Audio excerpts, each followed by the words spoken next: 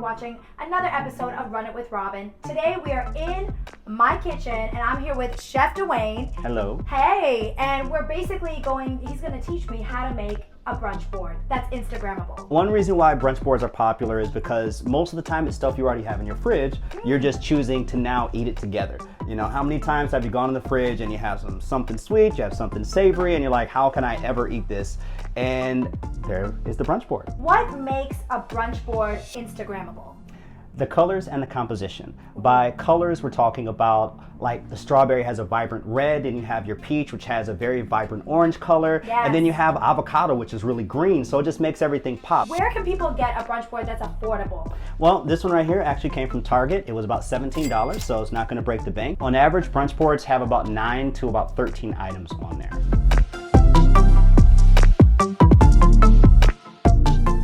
The first thing we're going to start with is the blackberry lime compote. Ooh, I'm here for this, yes. Okay. So blackberry, the compote is something that's from French cuisine. It's very easy to make, and essentially what it is fruits that are boiled in water or braised, and then you add some citrus to wake it up a little bit. And so I remember you asking me, is it easy for you to make this? This is how easy this is. We're going to take blackberries. We'll rinse them off first. Okay. And then we're gonna take some lime and we're gonna zest it, as well as slice it in half, use the juice, and we're gonna boil it away in some water with a little bit of sugar until it gets nice and syrupy. This is just a pastry brush. It's just basically an expensive paintbrush. The reason why I'm using the brush is because it allows me to spread it all out and get on all sides of these rods that are here. Yeah, it's now, nice and even. Exactly. And the other thing is you can also do this with like a paper towel if you want as well, or some sort of cloth. We're gonna let this heat up. While this is heating up, we're also gonna warm up our coconut milk because we're gonna make a coconut cream. Again, for those non-dairy people. Right, like myself. Okay. Like you. So we're using one whole can. So we're using a can of coconut milk. We're gonna go ahead and turn this on. Okay. And this is also high heat, or? This is also high heat. Okay. The one thing that you have to remember about the milk is milk tends to boil up very quickly and then it boils over. Yeah. So what I like to do is I like to get it hot fast and then turn it off. And then I can do everything else I need to do without fear of it boiling over or anything else. We're gonna make our maple bacon. Okay. We have our peaches. We're gonna grill off some peaches. Okay. And we don't need to really add anything to the peaches. We're just gonna grill it off. We're gonna mark it, and that's gonna cook it all the way through as we're marking it. Okay. Perfect. So let's add the bacon first. We're gonna add the bacon to the back.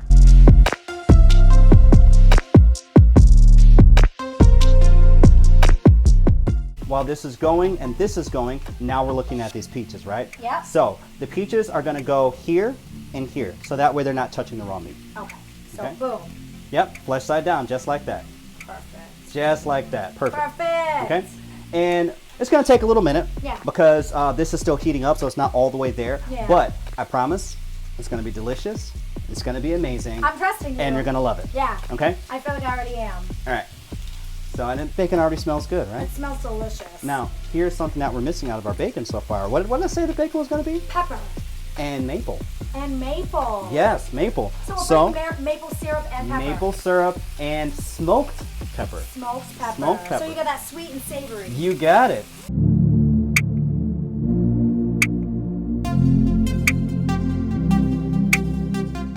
it's okay if it's sizzling and fizzling, that's fine. Perfectly fine. Okay.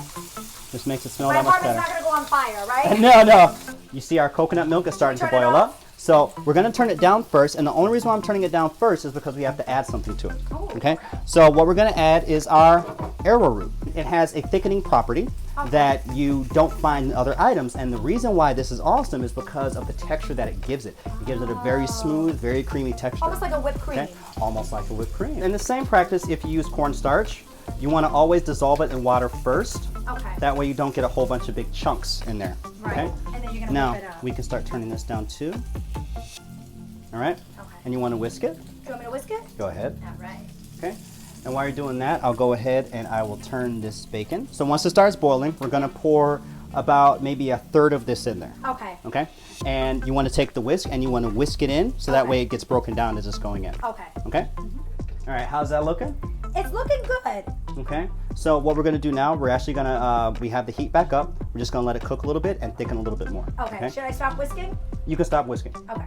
So you see we're starting to get those beautiful marks on the peaches. I see it. Okay. It looks beautiful. So Beautiful. The trick is 45 degrees. Okay. That's what they always teach you, 45 degrees in order to get the diamond pattern that you want on it. So originally this was like this. Yeah. So all we do is turn it 45 degrees, and you see now the marks are going the opposite direction. How done do you like your bacon? I like mine crispy. Crispy? Yeah. Okay. So we're going to let that go. Not we have the burnt, back, but crispy. We have it in the back, so this is the beauty of this. Okay. I can just turn up the back while the front chills.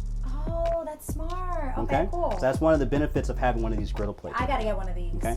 And I remember you asked me before about the handle and why this doesn't get hot. Yes, and remember it has that hole in the middle. opening. Yes. So it's not hot. Yep. And you see it's the same thing on that one over there. Yeah, I do see that. So now you see this starting to boil up and it's Yeah. starting to get a little thicker. So let's turn it down just slightly, so that way it doesn't boil over. Overflow, right? And it's still on. Yeah, it's still on. Okay. So that is all we need to do for this. Oh wow, simple.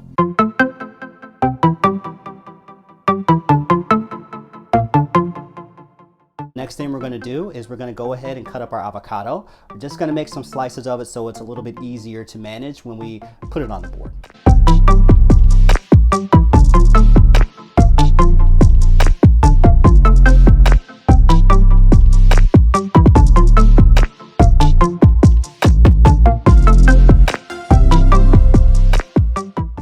We have our avocado, so now we're just going to work on our tomatoes. Now, it's very simple preparation. We're using cherry tomatoes because they're smaller, so you don't have to do a ton of cutting. Plus, everybody likes to eat a fresh tomato, and it feels fresher when it's whole, okay? So, all we have to do is drop a couple into a mason jar.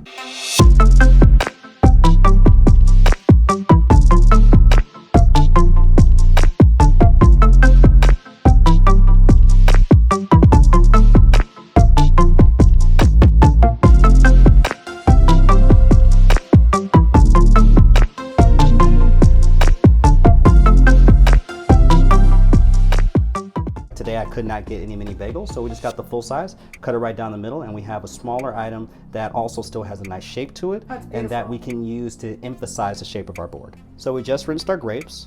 We want to make sure that we dry them thoroughly, because whenever you have extra moisture in food than what it originally had, it tends to make it spoil quicker. Place it where you want it, so now you have a whole grape strand, and you're going to reach in between, and you're just going to snip it. Oh. Right at the different points where you want people to be able to have a serving of your grapes.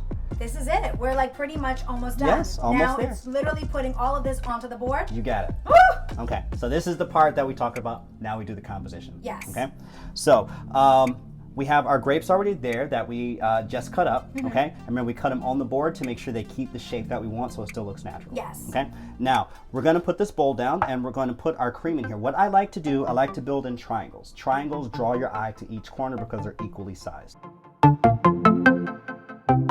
So we have a plain bagel and we have a raisin bagel. Here's one problem with the raisin, it's too close in color to this. So we break it up. Put the everything bagel in the everything middle. bagel, you got it. We have some pretty big pieces here, so now we need to fill in with some smaller pieces, right? Okay. Okay, so we have our scones. Yes. Okay, so the scones, you don't want brown next to brown, right? No. So let's rotate By this. the grapes? And let's put it by the grapes. Okay. Okay, and what you want to do, you want to follow the contour of the grapes and you want to stack them so they shingle. Okay. So we have one triangle here, right? Mm-hmm. So that means we need another triangle over here. Okay. And then the third part is going to be right here. Okay. Okay. So you see your eye is already going here, and now we're starting to branch out. Yeah. Okay. So this is where we can easily start stacking things. This is where we can start shingling things around the edge, so we have our height difference too. Okay. So one great thing we can do is to add a pop of color now. Okay. I feel like the peaches or the strawberries. I think the strawberries. Okay. Okay, so let's do the strawberries. So the strawberries, we cut them so we still have the stem. Yeah. Okay, and what we're gonna do, same thing. This bacon, we might want to tear it in half because it's a little bit long. I was just gonna say, I think we might have to tear this. We have 2 mason jars that we have to put on here, so I think we should find out where to put those first. Well, this seems like it has space. It does have space, and we also have another space right there. We do. Right? So if we need to shift this a little I bit, think we might have to shift the bagels. we can shift it, that's fine. Okay. Okay, so we don't want to put this dark next to the dark. No. So I think we should put the light next to the dark. Okay.